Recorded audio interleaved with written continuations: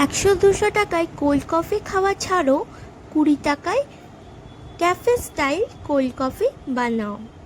Cold coffee বানানোর জন্য প্রথমে 2 টাকার চিনি নিলাম, 10 টাকার কফি পাউডার নিলাম,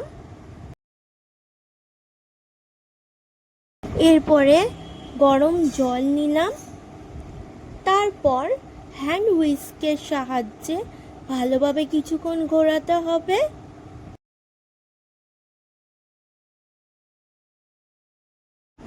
গ্লাসের মধ্যে বরফ ঢেলে দিলাম এবং তার মধ্যে দিয়ে দিলাম 8 টাকার দুধ।